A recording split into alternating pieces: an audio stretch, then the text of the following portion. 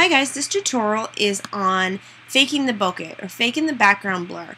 I don't advocate doing this. Sometimes it happens, sometimes you can't really help it, or maybe you really don't know how to achieve it. Now this tool can be used for good and evil. If you know how to use it, you can definitely fix up pictures whenever you've made a mistake.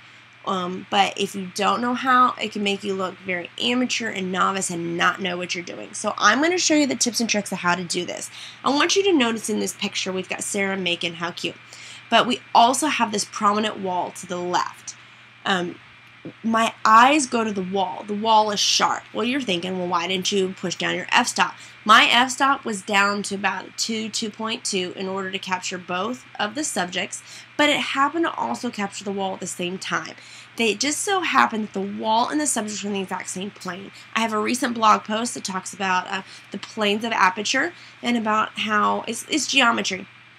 You've got planes going left to right, up and down, and from you straight through the subject to the camera. Well, in this case, our wall is on the horizontal plane with the subjects. So even if I had pushed this all the way down to 1.2, had I had a 1.2 lens on, I might have still grabbed the wall.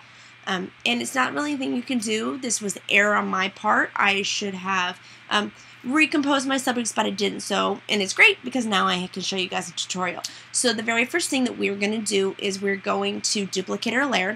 So go to layer and duplicate. We always want to work on our second layer. We are going to use the selection tools because we're wanting to select what we want to blur. However, this is a little bit backwards. Let's go over to the left hand side of our toolbar. We've got a couple different ways to select. You've got the magic wand and quick selection tool. That works well when you have more of a single color background, so we're not going to work with that. We've got different colors, different depths.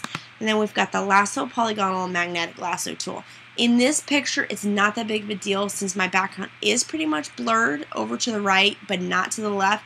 We're going to be selecting around the subject, so it's not as important to get as close to them as possible in a clean selection. If I want to do that, I select magnetic.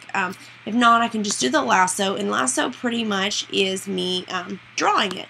So we go over here, and I'm down at the bottom on the left hand side by her belt, and so we're just going to lasso. You can see a faint line. Let's just lasso around them of everything that I want to stay in focus. Okay, so I've brought it back together, and they are selected. Now, the issue here is I don't want to blur my subjects. I want to blur the background and that wall. So what we want to do is we want to select the inverse, the opposite. We're going to go up to select and inverse. And now you will see we have little marching ants that look like around the subject on the top, but if you notice, they've disappeared off the bottom. So we've got the outside part that is selected to blur. We are going to go up to filter, down to blur, and then to Gaussian blur. You can use any of the other blurs, go ahead and play with them, take a look and see what they're like. I found the Gaussian blur gives the best effect possible. So let me pull, you see my little picture here shows me what my area, kind of gives me a guide. Okay, so we've got the wall, it's in focus. I'm down, I have pretty much zeroed out my blur. So watch as I pull up the radius and how blurry it gets. Pretty blurry. Wow. Oh, all wrong. See what I mean by using it against you, the tool against you? So what we want to do is we want to pull it back down. Let's pull it back down to 0. Okay, so let's just watch. We can either watch our picture here in this little clip, or we can watch the background as it goes. So let's pull it up and let's just watch the blur. You see the softening of the wall? Make it and Sarah stay in focus, but the wall is kind of blurring. So that looks pretty good. 3, let's pull it up to about 10. I could probably even push 10 in this instance. I'm going to pull a bit back down to 7 so it's not so fakey. Press OK, and it's going to blur it for me. Now, if I can't see it with the marching ants. I just have a thing. So I like to do Command A or Control A and look at it all. Alright, so let's turn off this layer. There's our wall. Let's turn on the layer.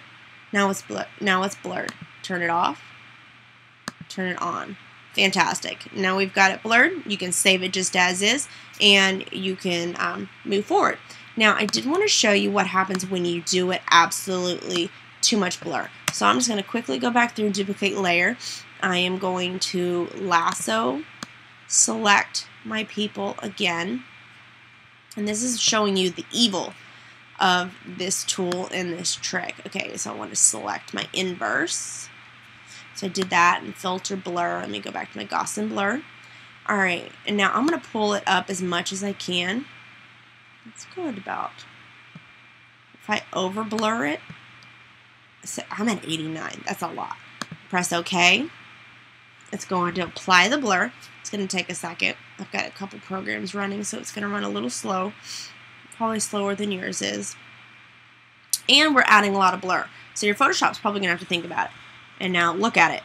Ah, awful. Absolutely awful. That's made the picture even worse. Makes me look like I don't know what I'm doing. And instead, I would rather have just left my picture like this than to add that.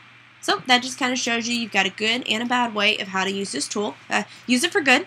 And if you have any questions, just give me a shout.